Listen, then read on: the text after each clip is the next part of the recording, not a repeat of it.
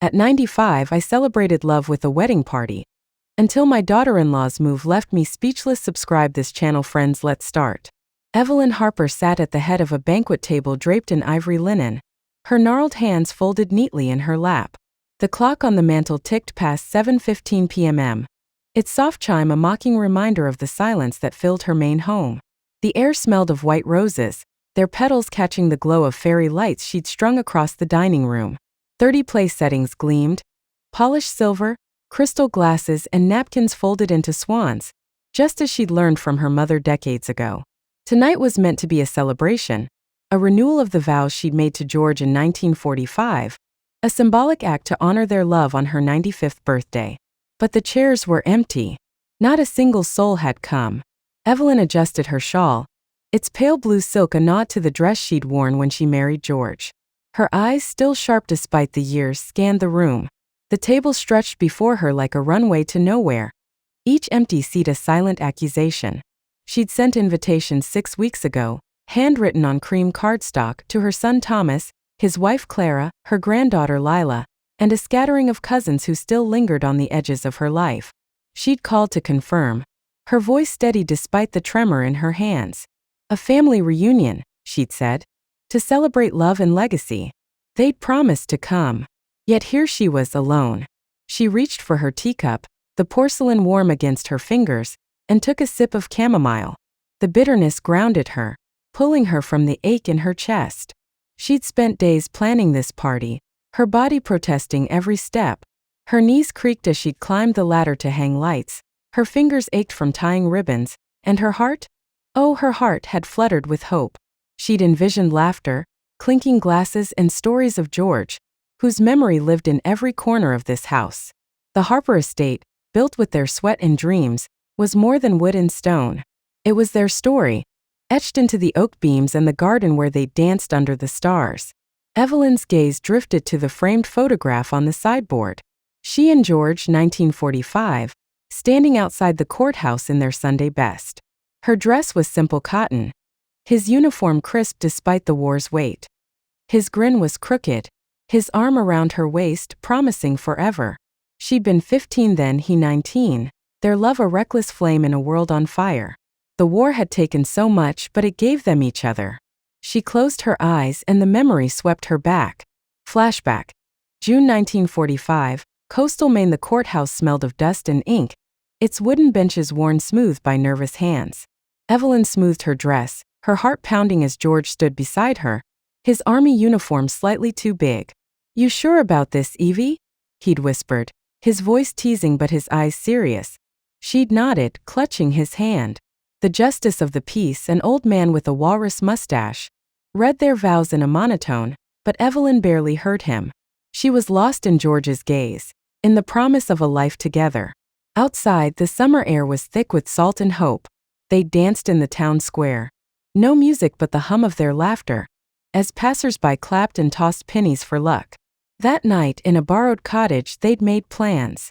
A house by the sea, children, a garden where roses would bloom. George had to ship out the next week, but he'd promised to come back. And he did, battered but whole in 46. They built the estate, board by board, with money saved from his mechanic work and her sewing. Thomas came in 65, a squalling bundle of joy. The years piled up, laughter, fights, quiet nights by the fire. George's heart gave out in 95, but his love never did. Evelyn opened her eyes, the photograph blurring through tears.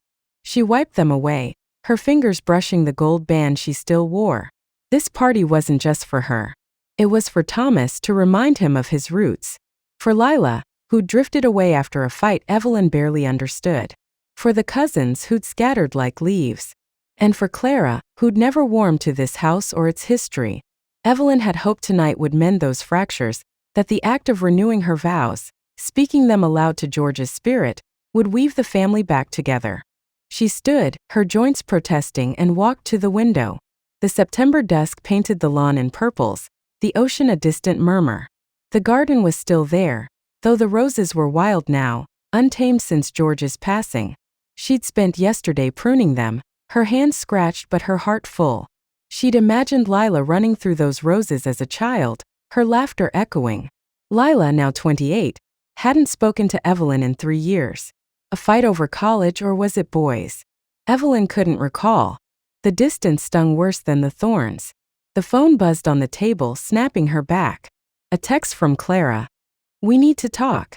I'm coming alone." Evelyn's breath caught.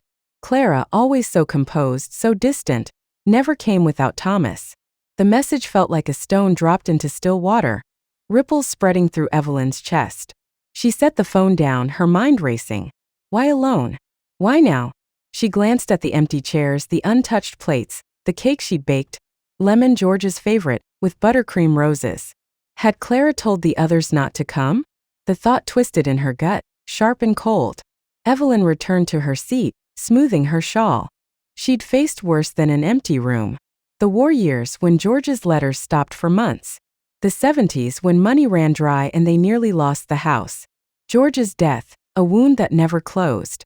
She was 95, but she wasn't frail in spirit.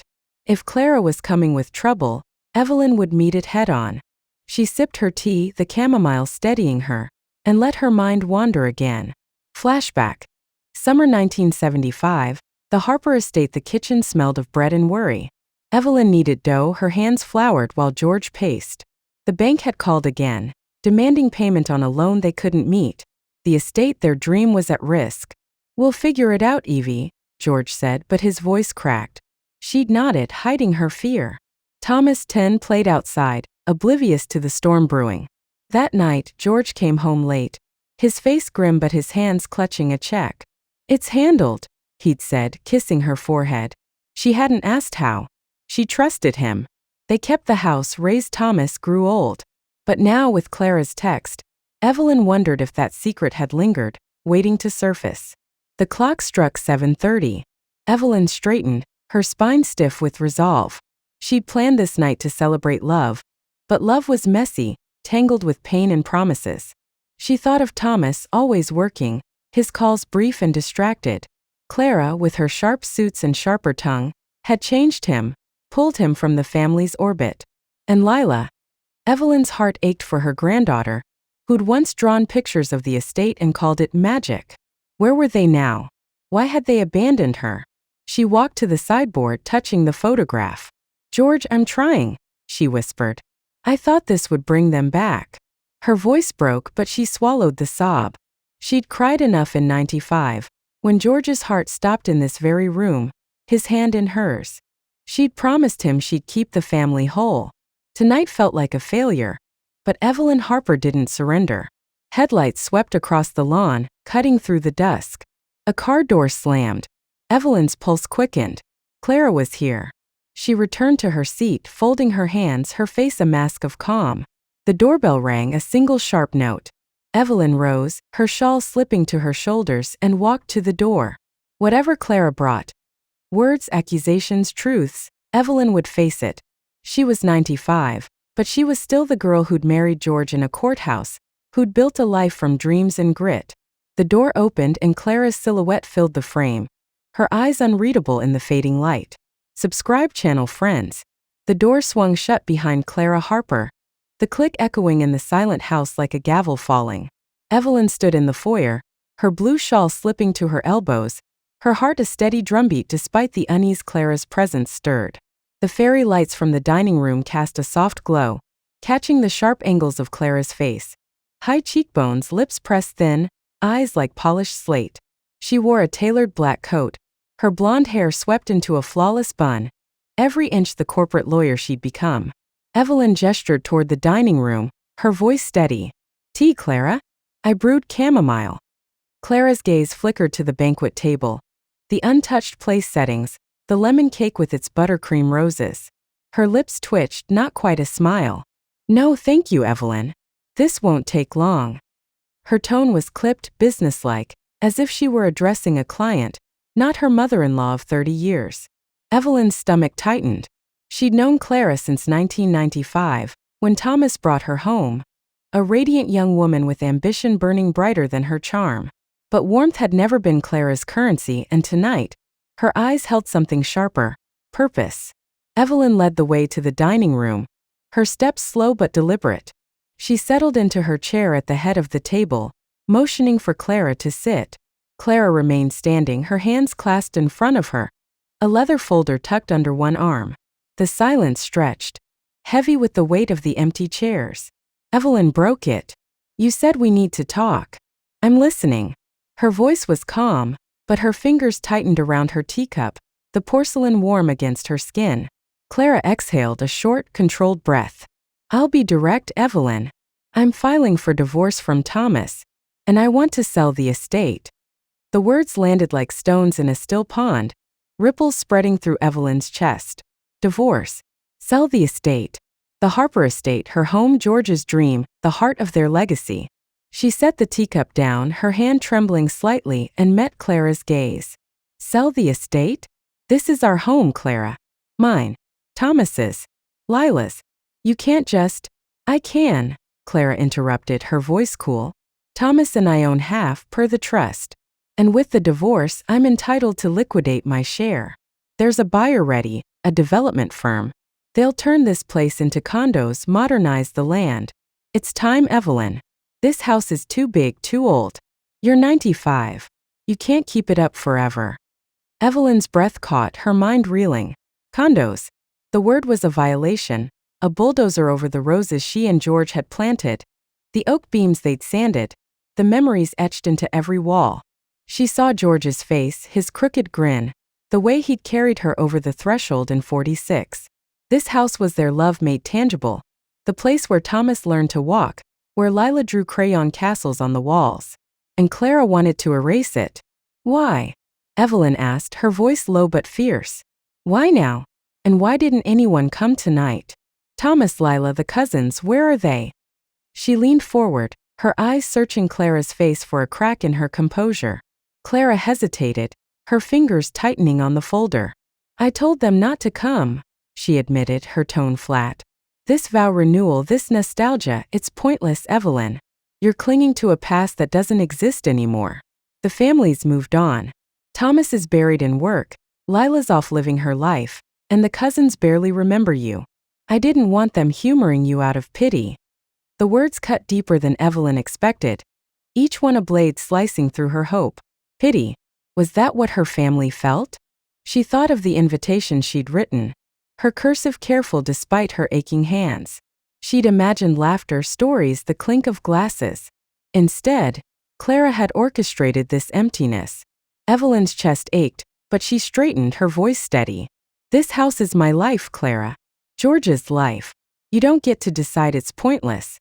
Clara's eyes softened for a moment, but her resolve returned. "It's not just about you, Evelyn.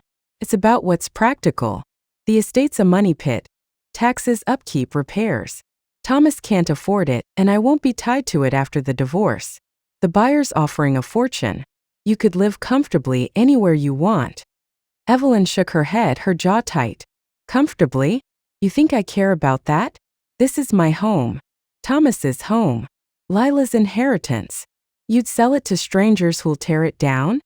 Clara stepped closer, her voice dropping. "It's not just about money. There's history here you don't know. George left, complications." She placed the leather folder on the table, sliding it toward Evelyn. "I found this in the attic going through old files. It's a letter from George, dated 1995, and some legal documents. You need to read them." Evelyn stared at the folder, her heart pounding. A letter from George? He'd been gone 20 years, his voice silenced since that night in 95 when his heart gave out. What could he have written? And why had Clara found it now? Her fingers hovered over the folder, but she didn't open it. Not yet. She looked up at Clara, searching for deceit, for motive. "What's in it?" she asked, her voice barely above a whisper. Clara's lips parted, then closed. "Read it," she said finally. "It'll explain why selling is the only option." She turned toward the door, her heels clicking on the hardwood. "I'll give you time. But the buyer's waiting, Evelyn. This isn't over." The door closed behind her, leaving Evelyn alone with the folder and the weight of Clara's words. She reached for it, her hands trembling, and opened it to find a single sheet of paper in George's familiar scrawl. Her breath caught as she began to read. Flashback. September 1995, the Harper estate. Clara stood in the kitchen, her engagement ring glinting as she chopped vegetables for dinner. Evelyn watched from the doorway, her heart heavy. George was upstairs, his cough worsening, the doctor's warnings echoing in her mind. Clara had been part of the family for a year, her charm winning Thomas over, but Evelyn saw the edges, her sharp questions about the estate, her insistence on modernizing. "It's a beautiful house," Clara had said that night, her smile bright. "But it's so impractical. Have you ever thought of selling?" Evelyn had laughed, thinking it a joke. George had overheard, his face darkening. "This house is us, Clara," he'd said, his voice firm. "It stays." Clara had nodded, but her eyes held a glint Evelyn didn't trust. Evelyn's fingers traced George's handwriting. The ink faded but his voice clear. The letter was short, a confession of sorts, but its weight pressed against her chest. She set it down, her mind spinning. Clara's revelation, the divorce, the buyer. It was all connected to this letter, to a secret George had kept. She stood, her shawl falling to the floor, and walked to the window. The ocean whispered beyond the lawn, a reminder of the life she and George had built. She wouldn't let Clara tear it down. Not without a fight. Subscribe channel to get more interesting stories. Evelyn Harper sat at the dining room table, the leather folder open before her. Its contents a single sheet of paper that felt heavier than the world. George's handwriting stared back, the familiar loops and slants of his pen cutting through 20 years of absence. The fairy lights still glowed, casting soft shadows across the untouched banquet table. But the warmth they promised was gone, replaced by a chill that settled in Evelyn's bones. Clara's words echoed in her mind: divorce, sell the estate, condos. But it was the letter, this relic from 1995, that held her captive. Her hands trembled as she lifted it, her eyes tracing the date. September 12, 1995. The year George's cough became a death knell, the year she'd lost him. She hadn't read it yet, not fully. The first line, "My dearest Evie, I've kept something from you," had stopped her cold. George, her rock, her partner through war and hardship, had secrets? She set the letter down, her fingers brushing the gold band on her left hand. The house was silent, save for the distant crash of waves beyond the lawn. The lemon cake sat untouched, its buttercream roses wilting in the heat of the room. Clara had left minutes ago, her heels clicking out a warning. "Read it. It'll explain why selling is the only option." Evelyn's heart pounded. She wasn't ready to face George's truth, but she couldn't look away. She stood, pacing to the window, her shawl trailing like a ghost. The September dusk painted the garden in purples, the wild roses swaying in the breeze. This house, this land, it was their dream, built board by board after the war. To think George had endangered it, hidden something that Clara now wielded like a weapon, was unthinkable. Evelyn's mind drifted, pulling her back to the 1970s, when the estate nearly slipped from their grasp. Flashback. August 1975, the Harper estate. The kitchen was a battlefield of unpaid bills, stacked on the counter like fallen soldiers. Evelyn kneaded dough, her hands floured, her heart heavy. George sat at the table, his head in his hands, the bank's latest letter crumpled beside him. "We're behind, Evie," he'd said, his voice raw. "The loan. It's more than we can handle." The estate, their pride, was at risk. Taxes, repairs, a bad year at George's garage. Thomas, 10, played outside, his laughter a painful contrast to their fear. Evelyn had reached for George's hand, her voice steady. "We'll find a way. We always do." That night, George came home late, his eyes haunted but his hands clutching a check. "It's handled," he'd said, kissing her forehead. She hadn't asked how, trusting his love, his resolve. They kept the house, raised Thomas, grew old. But now with Clara's folder, Evelyn wondered. What had George done? She returned to the table, her knees creaking as she sat. The letter waited, its words a Pandora's box. She took a deep breath and read. "My dearest Evie, I've kept something from you, and it's eating me alive. In '75, when we were drowning, I took a loan from a man named Victor Crane. Not the bank, Crane was private, connected to folks who don't play clean. The estate was collateral. I paid most of it back, but there's a balance and interest I didn't expect. If it comes due, they could take the house. I couldn't tell you then, you were carrying so much. I'm writing this now because my time's short. If something happens, protect our home. I'm sorry, Evie. I love you always." George. Evelyn's breath hitched, tears blurring the ink. A debt. A secret deal with a shady lender. George, who'd promised her everything, had gambled their legacy. She pressed a hand to her chest, the ache sharper than grief. How had he carried this alone? And why had Clara found this now, 30 years later? Was her buyer connected to this Victor Crane?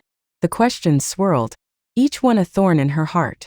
Her phone buzzed, shattering the silence. A text from Thomas. "Mom, I'm sorry about tonight. Clara said it was best we didn't come. I'll be there tomorrow. Promise." Evelyn's fingers tightened around the phone. Thomas knew Clara had stopped the family from attending, yet he'd stayed away. Her son, once her shadow, was now a stranger, pulled by Clara's orbit. She typed a reply. "Come early. We need to talk." And set the phone down, her resolve hardening. She wouldn't let Clara's scheme, or George's secret, destroy what they'd built. Another buzz. This time Lila. "Grandma, I'm in town. Can I come over? I heard about the party." Evelyn's heart leapt. Lila, her granddaughter, hadn't spoken to her in 3 years, not since a fight over Lila's decision to leave college for a historian's apprenticeship. The details were fuzzy, harsh words hurt feelings, but Lila's text was a lifeline. Evelyn replied, "Please come.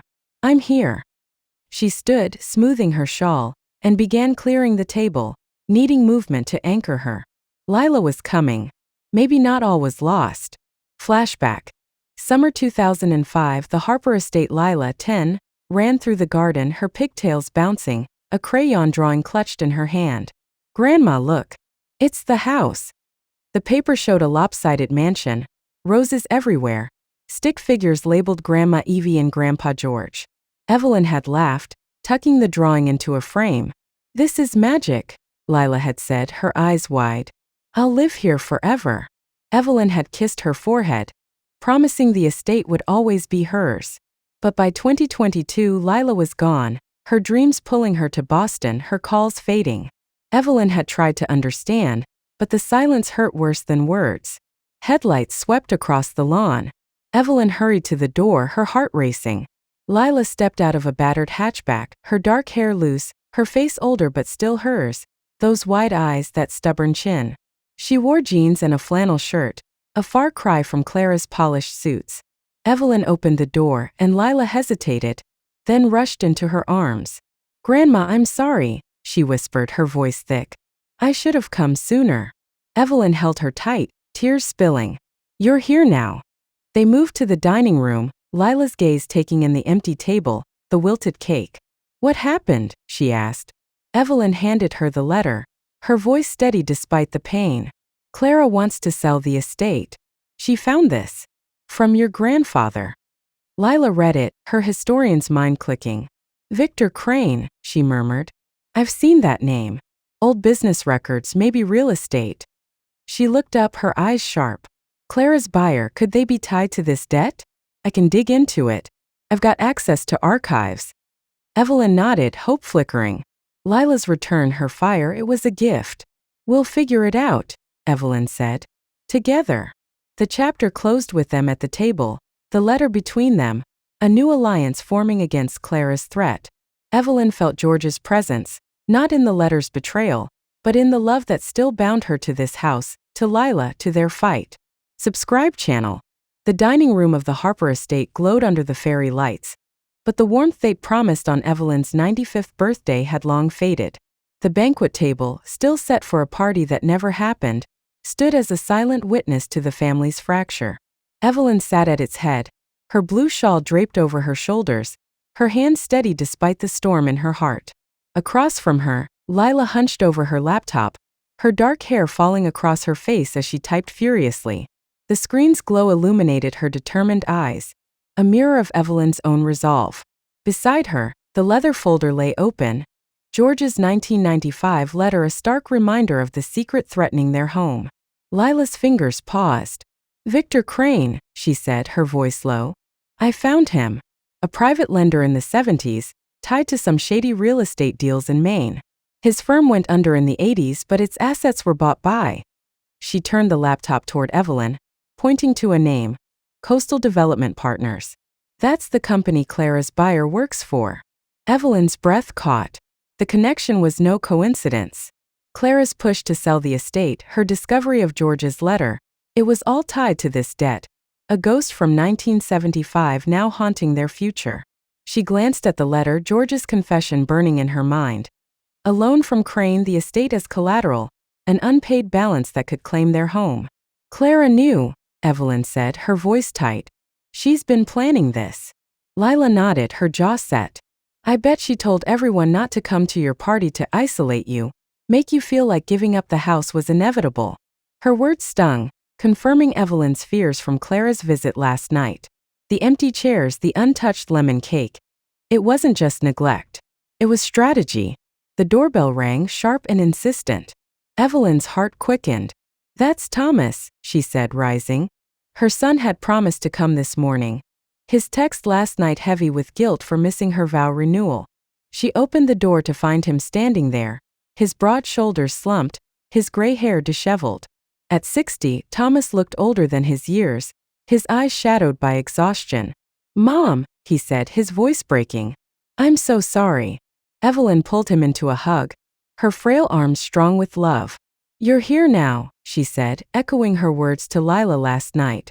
They moved to the dining room where Lila stood, her expression wary but soft. Dad, she said, nodding. Thomas managed a weak smile, but the weight of his absence hung between them. Evelyn gestured to the letter. Read it, Thomas. Your father left us a problem. As he read, his face paled, his hands trembling. Crane, he muttered. I knew about the debt, Mom. Not the details, but Dad mentioned it once, said it was handled. I didn't know there was a letter. Evelyn's heart sank. You knew. Her voice was sharp, betrayal cutting through her love. Thomas looked away, his fingers twisting together. Clara said it wasn't my business, that she'd deal with it. I trusted her. Lila snorted. Trusted her? Dad, she's trying to sell the house out from under us. She pushed the laptop toward him, showing the Coastal Development Partners website. Her buyer's linked to Crane's old firm. She's been planning this for months. Thomas's shoulders sagged further. I didn't know it was this bad, he said. Clara's been distant. Always working, always talking about a fresh start. She said the estate was a burden, that you couldn't handle it, Mom. His voice cracked. I thought she was protecting you. Evelyn's chest ached. Not just for George's secret but for her son's blind loyalty. She remembered Thomas as a boy, trailing George through the garage, his small hands clutching tools. That boy was gone, replaced by a man swayed by Clara's ambition. She reached for his hand, her voice firm. This house is our legacy, Thomas. Yours, Lila's, mine. We're not losing it. Flashback. July 1980.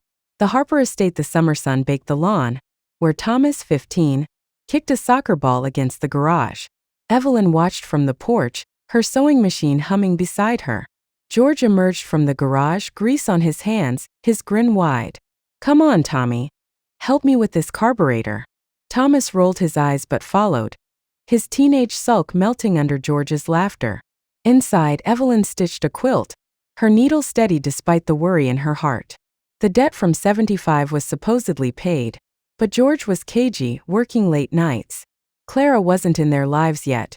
She'd come 15 years later, but the seeds of strain were there in George's silences, in the bills that never quite disappeared. Evelyn had trusted him, as Thomas now trusted Clara.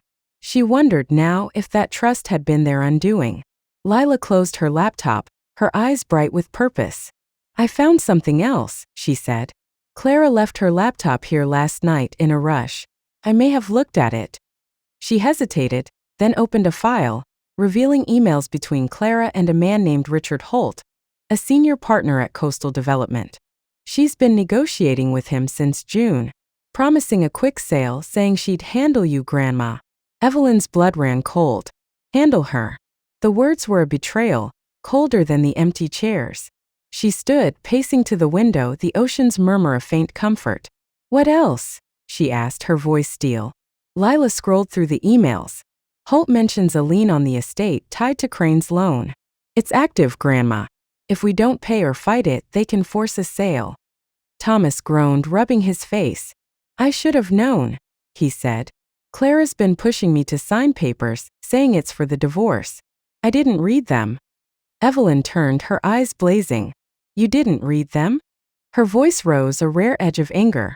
This is our home, Thomas. Your father's dream, my life. And you let her manipulate you? Thomas flinched, but Lila stepped in, her voice calm. He's here now, Grandma. We can fix this. Together. Lila's words steadied Evelyn, pulling her from the edge of despair. She nodded, her resolve hardening. What do we do? She asked. Lila leaned forward, her historian's mind sharp. We fight legally. The estate's old, built in '46, used as a wartime shelter for families. We can apply for historical site status. If it's protected, they can't touch it, debt or no debt. Thomas looked up, hope flickering. That could work, he said. I've got contacts at the town hall. I'll call in favors. Evelyn felt a spark of pride. Her son was stepping up finally. But before they could plan further, the doorbell rang again, sharp and demanding. Evelyn's heart sank. Only one person rang like that.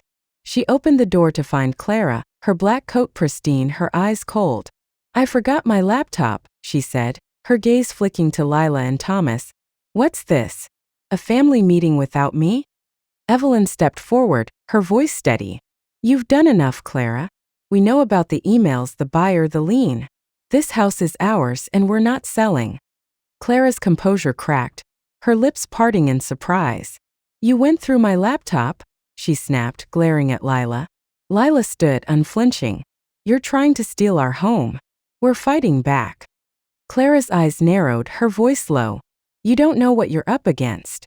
That debt is real, and Holt's firm doesn't lose.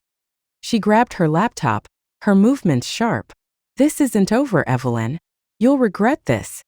The door slammed behind her, the sound echoing like a gunshot. Evelyn stood frozen, her heart pounding. Lila touched her arm, her voice soft. We'll stop her, Grandma. I promise. Thomas nodded, his face set. I'm with you, Mom. No more running. Evelyn looked at them, her son, her granddaughter united at last.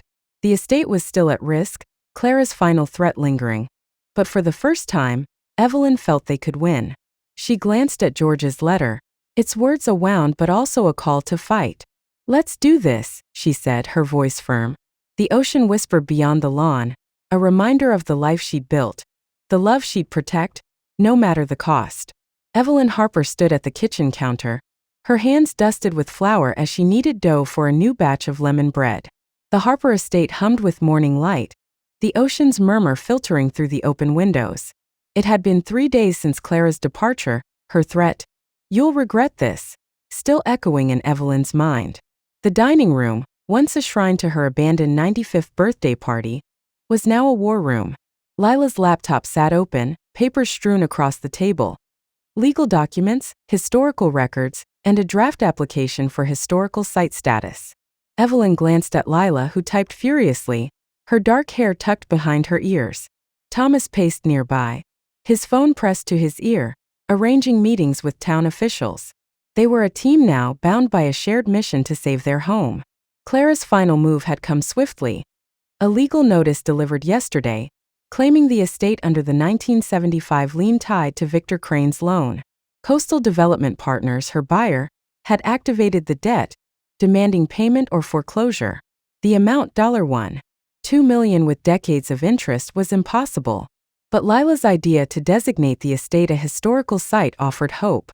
If approved, the house would be protected, untouchable by developers. Evelyn's heart swelled with pride for her granddaughter, whose historian's mind had found a path where Evelyn saw only loss. She wiped her hands on her apron, her thoughts drifting to George. His 1995 letter, confessing the loan, had shaken her, but it also reminded her of his love, his fight to keep this house. She'd forgiven him silently as she'd stood by the roses last night, feeling his presence in the breeze. Now she'd fight for him, for their legacy. The doorbell rang and Evelyn's pulse quickened. Another notice?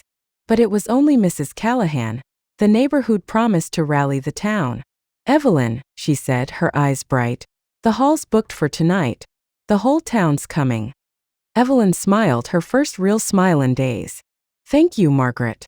The town hall meeting was their chance to plead their case, to show why the Harper estate, Built in 1946, a wartime refuge for displaced families deserved protection. Lila looked up, her face determined. "We've got this, Grandma. I've got photos, records, everything to prove the house's history." Thomas hung up his call, nodding. "The mayor's on board. She'll push the application through if we get enough support." Evelyn's chest tightened with hope, but Clara's shadow loomed. What was her next move? The question gnawed as they prepared for the meeting, gathering documents and memories. Evelyn's mind wandered, pulling her back to the 1980s, when she'd opened this house to the community, a time that now fueled their fight. Flashback. August 1985. The Harper estate. The lawn was alive with laughter, children running through sprinklers as neighbors gathered for the annual summer picnic. Evelyn, then 55, stood at a table laden with pies and lemonade. Her hair streaked with gray but her energy boundless. George manned the grill, his grin wide as he flipped burgers for the town's kids. The estate had become a hub since the war, hosting meetings, fundraisers, even weddings. That summer, they'd raised money to rebuild the library after a fire, Evelyn organizing every detail. "This house is for everyone," she told George, her voice fierce. He'd kissed her, his eyes shining. "You're the heart of it, Evie." Clara wasn't in their lives yet. Thomas was still a college boy, but the estate's role as a community anchor was set, a legacy Evelyn hadn't realized would save them now. The town hall was packed, every seat filled with faces Evelyn had known for decades. Fishermen, shopkeepers, old friends. She stood at the podium, her shawl replaced by a simple navy dress, her hand steady despite her nerves. Lila stood beside her, holding a folder of evidence. Photos of the estate sheltering families in the 1940s, records of its community events, letters from neighbors. Thomas flanked her other side, his presence a quiet strength. Evelyn cleared her throat, her voice carrying over the murmur. "This house," she began, "is more than wood and stone. It's where George and I built our life, where we raised our son, where our granddaughter learned to dream. It was a refuge during the war, a home for those who had none. It's been a place of love, of community, for nearly 80 years. Her voice trembled, but she pressed on. "Now it's at risk. A developer wants to tear it down, turn it into condos, erase our history. I'm asking you to help us save it, to make it a historical site so it stands for generations." The room erupted in applause, hands raised with questions and support. Mr. Thompson, the hardware store owner, stood. "Evelyn, this town owes you. That house held us together after the storm of '62. I'm in." Mrs. Callahan nodded. "My mother stayed there during the war. It's sacred ground." Lila presented her evidence, her voice steady as she detailed the estate's history, earning murmurs of approval. Thomas spoke last, his voice raw. "I let my family down, but I'm here now. This is my home too." As they stepped down, the mayor approached, her smile wide. "You've got the votes, Evelyn. We'll fast-track the application." Evelyn's knees weakened, relief flooding her. But before she could respond, the doors swung open and Clara strode in, her black coat stark against the room's warmth. The crowd hushed. "Evelyn," Clara said, her voice cutting through the silence. "You think a few speeches will stop this? The lien is legal. The debt is due. Coastal Development will take the house if you don't pay." Her eyes flicked to Thomas, then Lila, a flicker of something, guilt, crossing her face. Evelyn stepped forward, her voice steady. "You're wrong, Clara. This house isn't just mine. It's theirs." She gestured to the crowd. "It's this town's, and we're protecting it." The room roared with agreement, drowning Clara's reply. Lila squeezed Evelyn's hand, whispering, "You did it, Grandma." Clara's composure cracked, her shoulders sagging. She approached Evelyn, her voice low. "I didn't want it to come to this," she said. "I thought selling was the only way. I've been trapped, Evelyn, by Thomas's neglect, by this house's shadow. I wanted a new life." Her eyes glistened, a rare vulnerability. Evelyn's heart softened, seeing not the schemer but a woman lost in her own pain. "You're still family, Clara," she said. "Stay. Help us rebuild." Clara hesitated, then shook her head. "I need to go," she whispered, turning away. The crowd parted as she left, her footsteps fading into the night. The next evening, the Harper estate glowed again, not with fairy lights but with lanterns strung across the lawn. The community had come, not for a vow renewal, but for a celebration of the estate's future. Tables groaned with food, music drifted from a local band, and children ran through the roses. Evelyn stood on the porch, her navy dress swapped for a soft sweater, her heart full. The historical site application was submitted, the lien stalled by the town's legal team. The estate was safe for now. Lila joined her, her smile bright. "We did it, Grandma." Thomas approached, his arm around a neighbor, his laughter genuine for the first time in years. Evelyn felt George's presence, not in the pain of his secret, but in the love that had built this moment. "This is our legacy," she said, her voice soft. "Not just the house, but us." The ocean whispered its agreement, and Evelyn knew at 95, she'd kept her promise to George, to hold their family, their home together. Thanks for watching.